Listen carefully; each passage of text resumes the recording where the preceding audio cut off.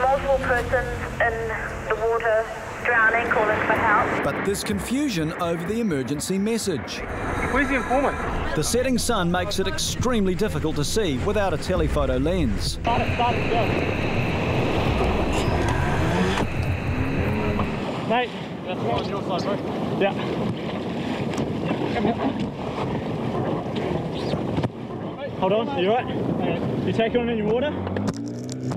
You didn't inhale any water? He's barely responsive. It's all right, mate, just rest.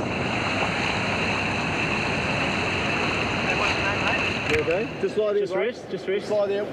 The boy used all of his energy to stay on the surfboard.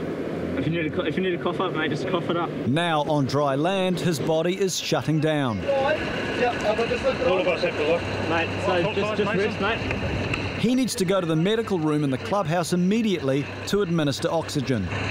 Yep, you can drop.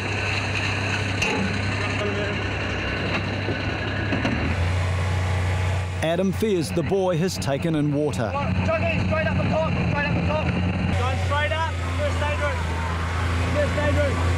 The boy deteriorates by the second. Foaming means he's inhaled salt water. Salt water in the airway turns into thick, sticky foam, which has filled the windpipe.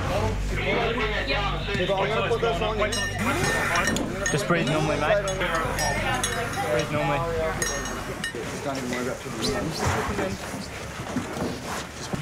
On three, we'll roll back, okay? Yep. 1, 2, 3. That's it, good boy. You're doing really well, buddy, okay? Maintain the way. Doing really well. More complications. A possible spinal injury. We're going to go up, out, and then we'll go straight in. Okay, ready? So 1, 2, 3, up, go. Now that he's on oxygen and immobilised, they can move him to the medical room. Just keep him real level. Nurse and patrol captain Megan checks and monitors the boy's vitals. The ambulance is 15 minutes away. He starts to respond, but there's another problem. English is not his first language. Can somebody go down and find St. Peter's School on the beach? Adam updates the ambulance officer directly.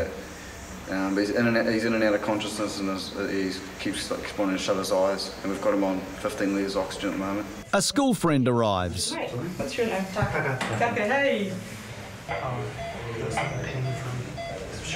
And his shoulders in here? Yeah. Foaming a lot? Yeah, he's foaming at the mouth as soon as we pulled him out of the water, but he's not foaming now. He's just real cold. I think we'll take you, if you're right, we'll just get you checked out. Okay? He just like sprawled out and stayed flat and pretty much deteriorated from there. Squeeze my hand, squeeze the top. His responses are still lacking. In a water situation like this, we don't know how much water he's taken on, and things with hypothermia and that kind of thing. It's just best to get him checked out by a doctor. To send him home now would be an unwise thing to do. So always, hospital is the best place for him to be. After staying the night in the hospital, our exchange student made a full recovery. The waves are peaking at 6 foot. Perfect for surfers, but today it proves too much for Merrin.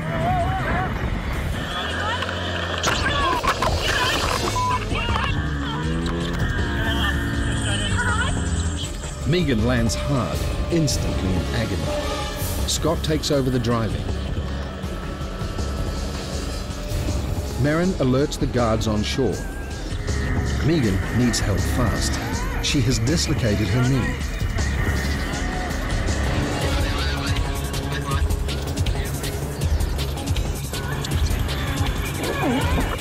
Jason's first on the scene.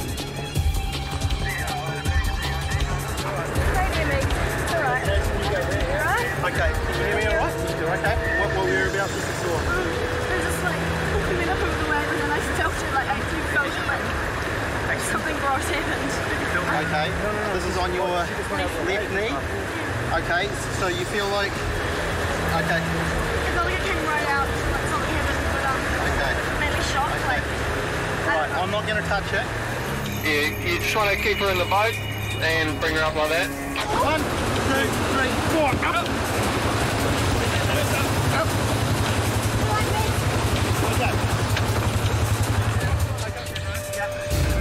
Just when things seem under control, Mother Nature decides to up the stakes.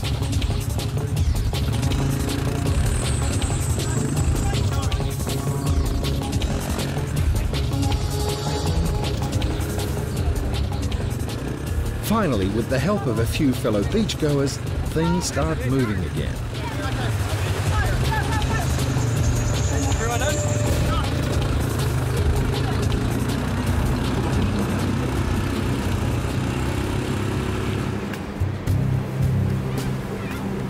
In the medical room, Jonathan has good news for Megan. Her knee has popped back into place. Can I still have the ice on it? Yeah. It hurts. Are you sure it's back in? It is it. Okay, good. And Merrin relives the incident with a sign of relief. I was pretty stressed actually. Just because I'm just learning to drive, and yeah, just worried about Megan because she's got to go back to uni, and I don't really want to send her back there on crutches. Roger, we're calling in with details from ambulance. Multiple persons in the water drowning, calling for help. Up by Lion Rock. The informant is on the beach historical, and we're still trying to talk to her. Jonathan and Chode head out. Already en route to Lion Rock are the United North Piha Guards. At this stage, they have not located anyone who is hysterical or has flagged them down. The South Piha Guards approach Lion Rock from the south. They meet at the foot of Lion Rock. But there's confusion over the emergency message. What's the go pitch? Around there, there's no one visibly distressed. Jumping from the tower. Have you been right to out this side? No, we're just here right now. Oh, okay. Although the hysterical informant on the beach is nowhere to be seen. Where's the informant? They're on the north side. They have now advised that it is the far northern end of Piha Beach. Over. Hang on, it's far northern. Far northern. The informant has confused landmarks. Surfcom United, yeah, we've now located that, have IRB case location and responding north. Thankfully, all are accounted for, but there are 3 swimmers who need medical attention. A father who may have been near to drowning. At his side, his son. And another man being looked after by the lifeguards. Conscious, but I just can't help over. He's very cold. Just keep talking to him, okay? Just keep him awake. Strap up, you need to stay awake for me, okay? Okay, I'm sorry if I'm yelling at you, but you need to keep your eyes open. Alright? Alright, did he come in himself? No, he was assisted in by members of the public. Who now give their statement to the police. Just been vexed with swimming and then seen these dudes get stuck in the rip next to us, so I went and grabbed some kayak off the beach and paddled out to them, and then the other pro over there pulled him in as well.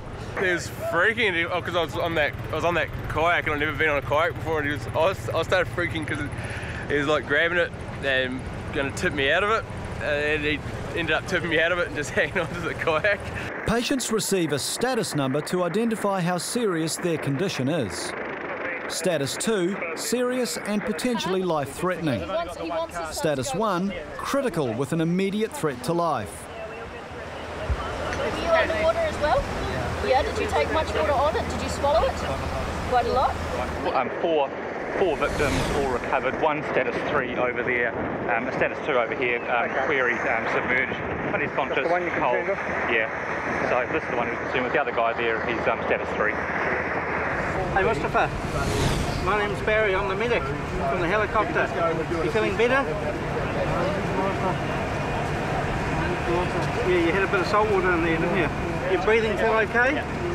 More help arrives, the Piha Volunteer Fire Service. The main concern now is hypothermia and the incoming tide. Guys, heads up, you're going to get wet.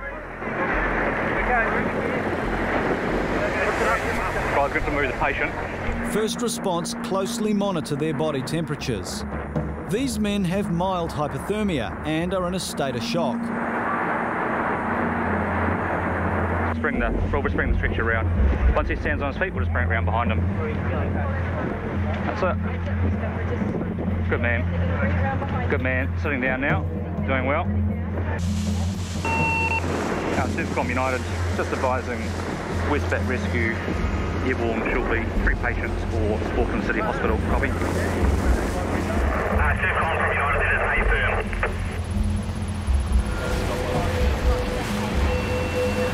I'd have to say that's probably one of the quickest responses to have all the emergency services on scene. It's good having like the fire service for scene safety with helicopters, lifting stretchers, those sorts of things.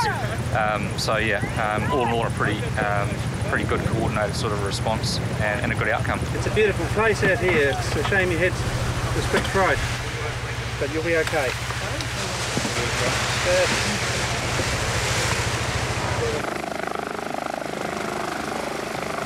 A great outcome thanks to the heroic actions of these young men. But you probably safe to say they do owe you guys their life. I'm just glad that I'm fit enough. So I'm glad that I put in everything I had, and at the end of the day it worked out for me. So pretty happy with the outcome.